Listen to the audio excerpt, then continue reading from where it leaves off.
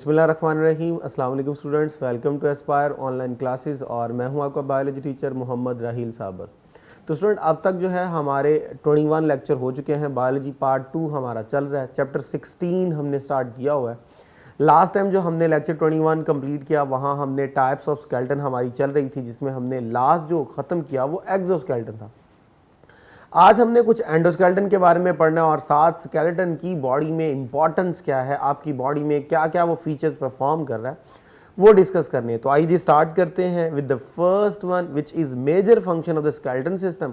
और आज के लेक्चर में ही हम इंशाल्लाह स्टार्ट करेंगे एंडोस्केलेटन यानी ह्यूमन स्केलेटन। सो स्टार्ट करते हैं with the major function of the skeleton. The first function is support. अब स्केलेटन हमारी बॉडी में सपोर्ट प्रोवाइड कर रहा है। अब किस किस तरह सपोर्ट प्रोवाइड कर रहा है? कहता जी स्केलेटन प्रोवाइड रिजिड फ्रेमवर्क। तो डेफिनेटली ये एक रिजिड स्ट्रक्चर है, बोन से और कार्टिलेज से मिलकर बना है, सॉफ्ट नहीं है, बहुत ज़्यादा हार्ड है। जब बहुत ज़्यादा हार्ड है तो आपकी बॉडी की एक स्पेसिफिक जो शेप है वो इसी की बिहाफ में मेंटेन है। अगर ये प्रॉपर ना होता, इतना रिजिड ना होता, तो आपकी बॉडी को इतनी प्रॉपर शेप ना मिलती। It provide support the weight of the body against the gravity. तो अगेंस्ट ग्रेविटी जो आपको सपोर्ट दे रहा है वो भी आपका स्केलेटल सिस्टम दे रहा है। अगर आपकी बॉडी में स्केलेटल सिस्टम ना होता तो आपकी बॉडी बड़े सुकून से पिंच हो जाती और आप जमीन के ऊपर गिर जाते, लेकिन इसने आपको अपराइट रखा हुआ, सीधा जो है वो आप अगेंस्ट ग्रेविटी बड़ी आसानी से अपनी बॉडी को क्या कर लेते हैं, सपोर्ट कर लेते हैं। It raises the body above the ground. तो डेफिनेटली इसने आपकी बॉडी को ग्राउंड से ऊपर क्या रखा हुआ है जी, अबव खड़ा करके रखा हुआ है। It support the soft tissue. बेशुमार सॉफ्ट टिश्यूज जो हैं वो इस स्केलेटल सिस्टम की बिहाफ पे सपोर्ट हासिल कर रहे हैं।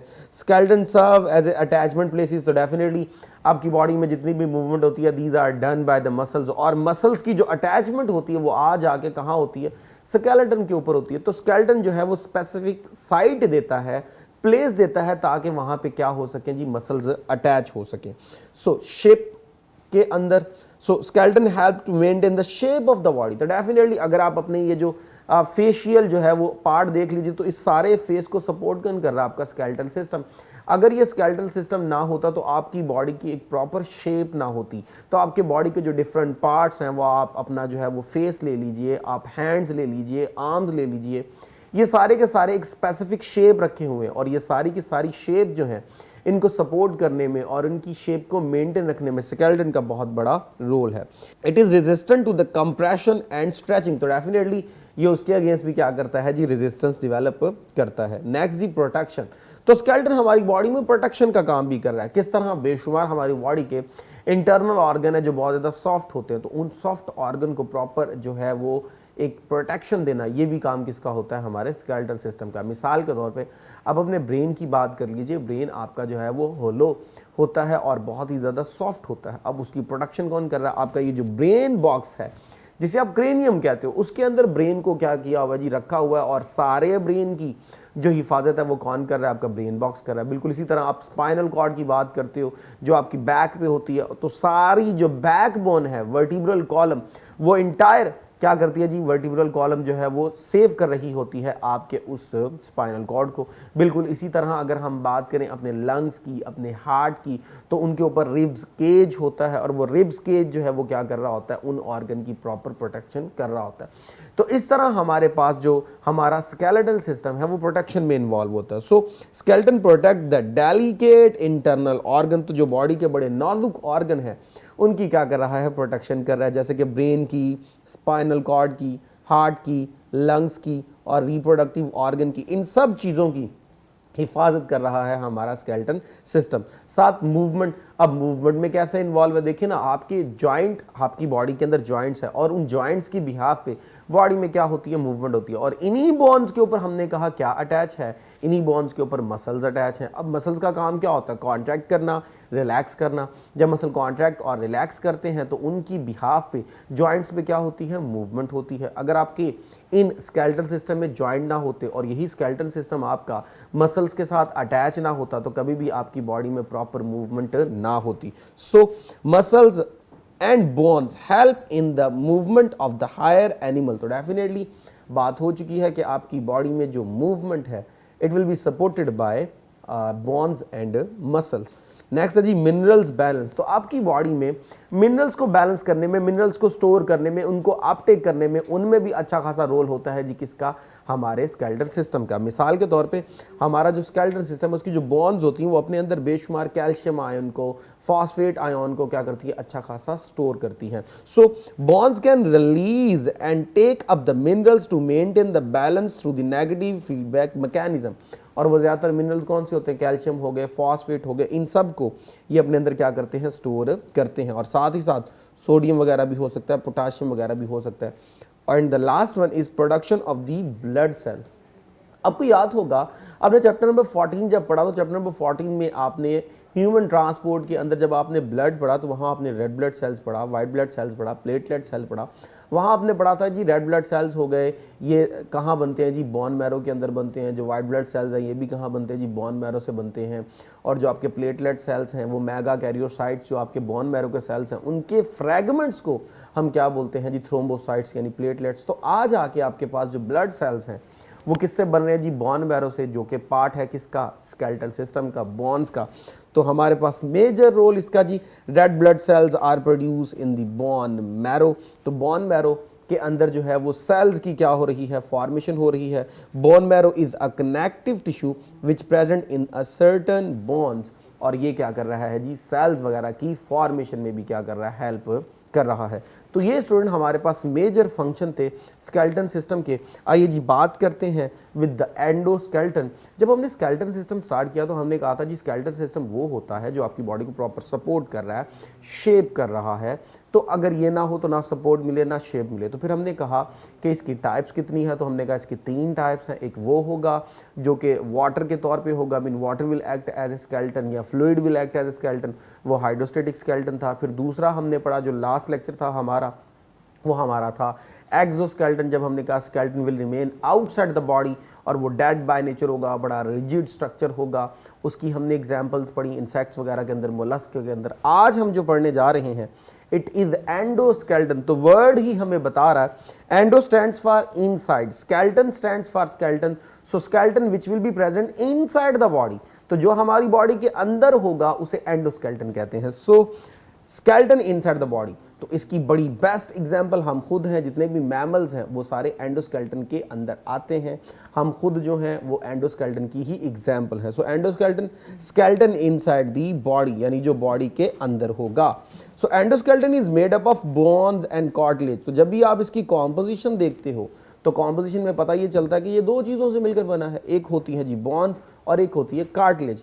अब बोन और कार्टिलेज याद रखिएगा दोनों बाय नेचर क्या होते हैं, कनेक्टिव टिश्यू होते हैं। So bones and cartilage are rigid connective tissue. अब रिजिड का वर्ड यहाँ पे क्यों लिखा, क्योंकि हमारे पास कनेक्टिव टिश्यू रिजिड भी होता है, सॉफ्ट भी होता है। अगर आपको याद हो आपने ब्लड पढ़ा था तो ब्लड की डेफिनेशन में आपने पढ़ा था it is a soft connective tissue.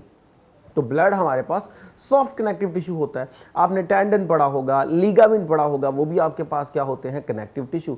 तो ब्लड आपका कनेक्टिव टिश्यू है, आपके पास टेंडन, लिगामेंट कनेक्टिव टिश्यू है, आपके पास एडिपोज टिश्यू कनेक्टिव टिश्यू है।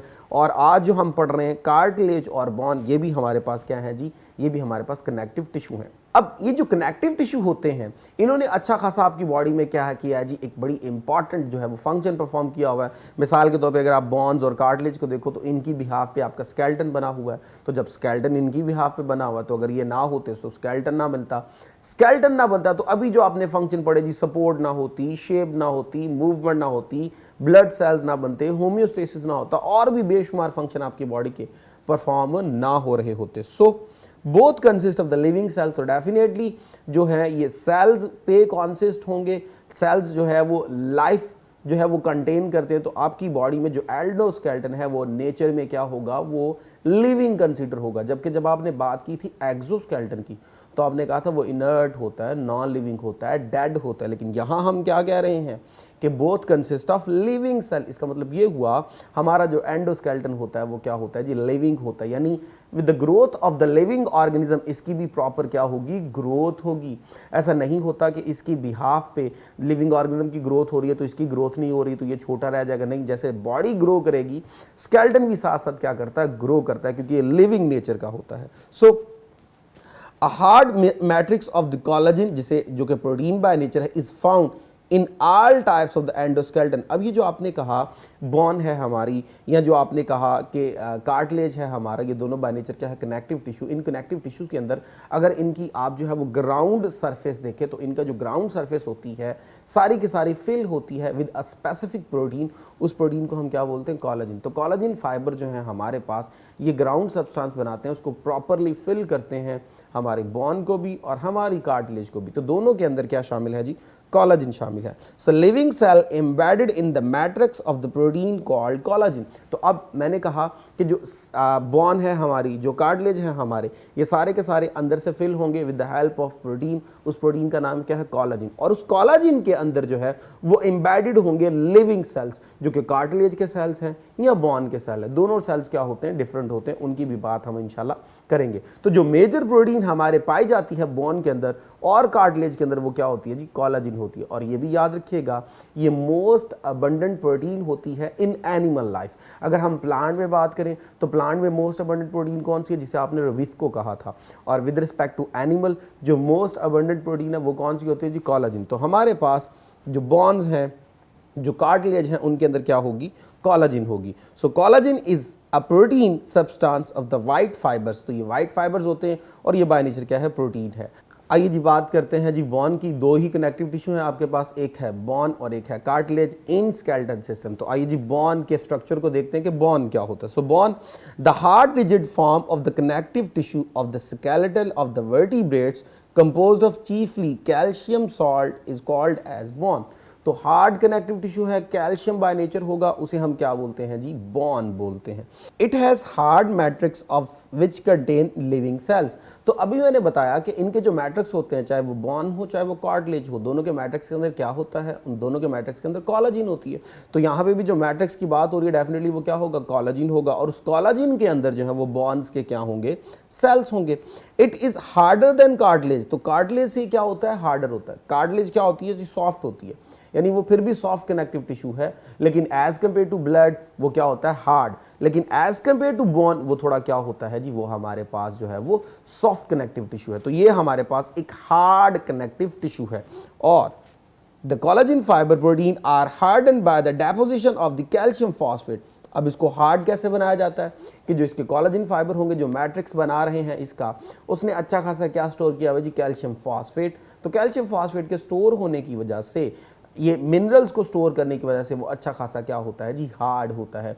जबकि अगर हम बात करें कार्टिलेज की, तो कार्टिलेज में कैल्शियम फॉस्फेट नहीं होता, तो जो कोलाजिन होगा वहाँ पे जो मैट्रिक्स के तौर पे काम कर रहा है वो इतना ज़्यादा हार्ड नहीं होगा। सो यहाँ पे जो हार्डनेस है वो किसकी बिहाफ पे है, bye the deposition of calcium phosphate.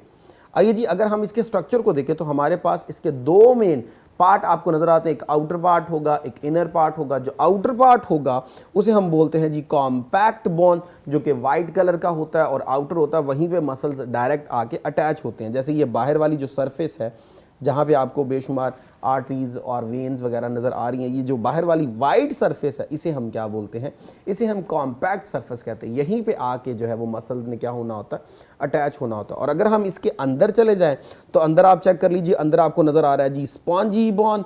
Spongy bone के अंदर आप देख लीजिए आपको बेशुमार नज़र आ रही हैं जी ब्लड वेजल्स हैं, आर्टरीज हैं, वेन्स हैं, और साथ ही साथ क्या नज़र आ रहा है जी, बोन मैरो। तो जो अंदर वाला हिस्सा है वो ऑलमोस्ट खोखला है, ठीक है। उसके अंदर बेशुमार कंपोनेंट्स जो है वो प्रेजेंट होंगे, जिसमें आपने कहा आर्टरीज हैं, वेन्स हैं, ब्लड वेजल्स वगैरह, और साथ क्या है, बोन मैरो वगैरह। जबकि जो आउटर है वो बिल्कुल कॉम्पैक्ट होता है, बड़ा हार्ड होता है, वाइट कलर का होता है, जहाँ पे मसल्स ने क्या होना होता है, अटैच होना होता है। सो आइए जी बात करते हैं इसके मजीद स्ट्रक्चर की। तो स्ट्रक्चर में compact bone is dense and strong. तो मैंने पहले बताया जी आउटर पार्ट है, डेंस है, स्ट्रॉन्ग है, वाइट है। Provide attachment for the sides of the muscles. तो मसल्स की अटैचमेंट के लिए प्रॉपर साइड दे रहा है ताकि मसल्स आके वहाँ पे क्या हो सके, अटैच हो सके। Spongy bone is light and porous. तो अभी देखा था आपने अंदर से वो क्या थी, पोरस थी, बड़े अंदर उसके सुराख थे जिनके अंदर जी ब्लड वेजल्स वगैरह थी, और साथ ही साथ क्या था, जिनके अंदर बोन मैरो था। Bone marrow is found in the cavities, spongy bones, blood cells are formed in the bone marrow।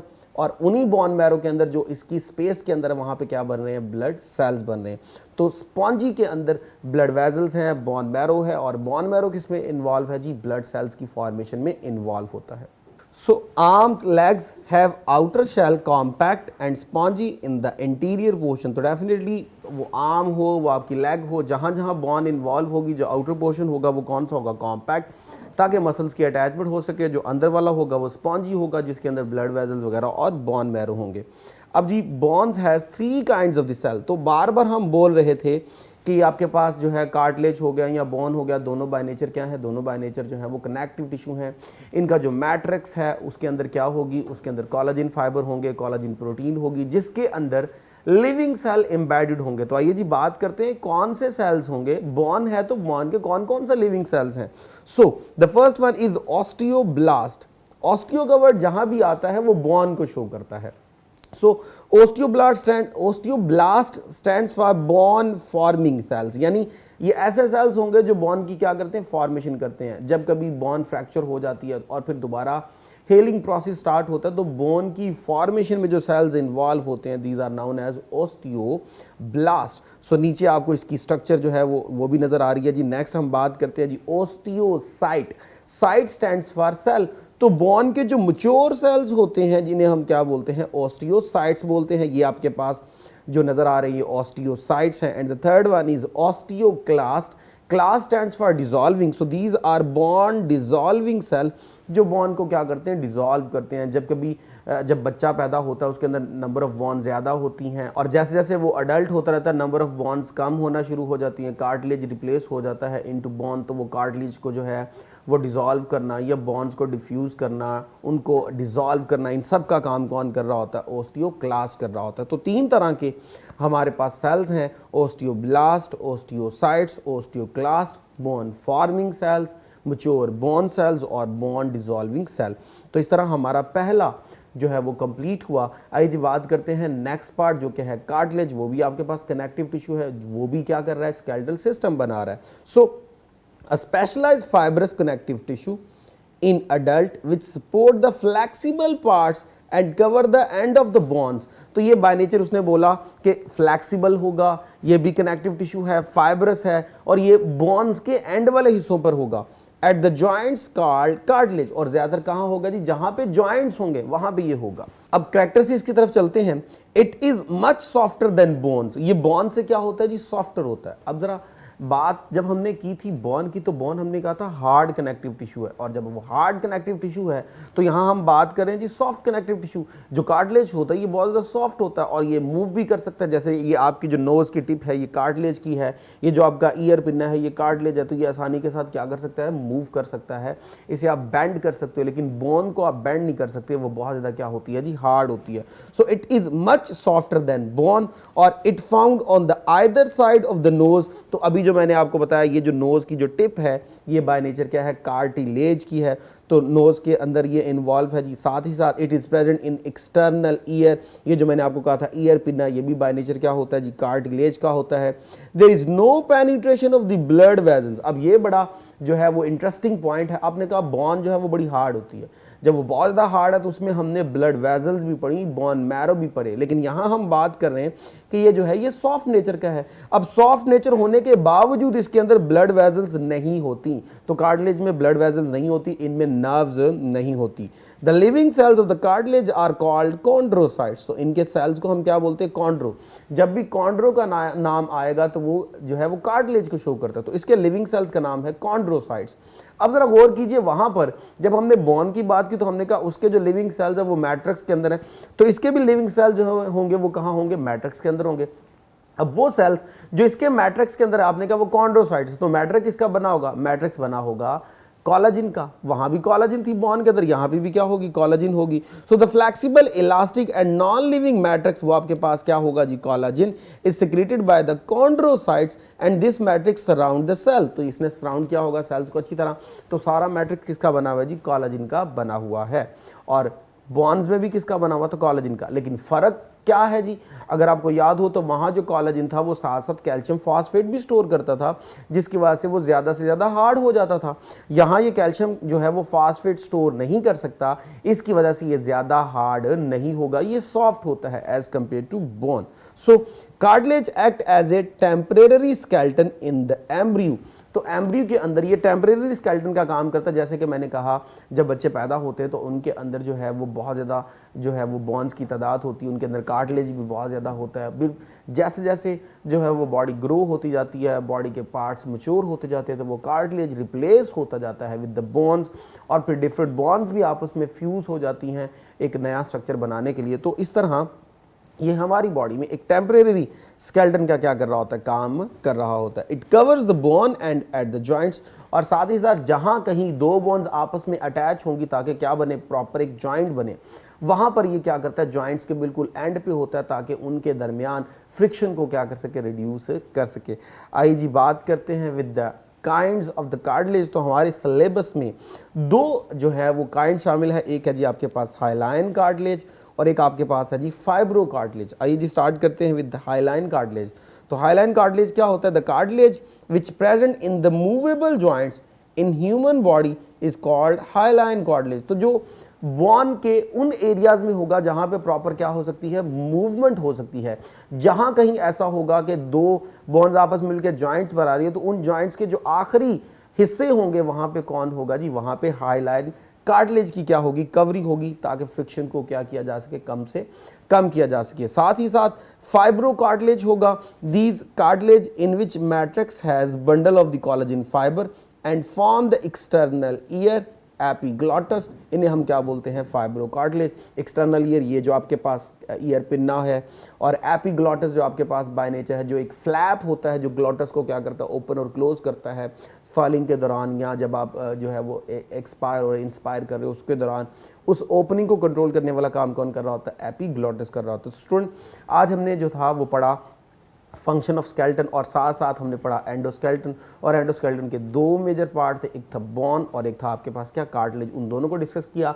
आज का जो टॉपिक है इसमें सारे के सारे जो हैं वो ऑब्जेक्टिव ही है, शॉर्ट क्वेश्चन है। फंक्शन ऑफ स्केलेटन जो है वो कोई से दो कोई से तीन आपसे पूछे जा सकते हैं। बॉन के अंदर जो सेल्स की तादाद है 3, वो आपसे पूछी जा सकती हैं, उनकी डेफिनेशन आपको आनी चाहिए। या बॉन की जो कॉम्पोजिशन है वो आपसे पूछी जा सकती है। कार्टिलेज के ये जो दो आपके पास टाइप्स हैं ये आपसे पूछी जा सकती है, इनके फंक्शन पूछे जा सकते हैं। तो सारे का सारा जो आज का टॉपिक था वो हमारा सिर्फ और सिर्फ ऑब्जेक्टिव बेस्ड था, ये लॉन्ग क्वेश्चन नहीं था। सो आज के लिए इतना ही, इजाज़त दीजिए। Thank you very much. अल्लाह हाफिज़।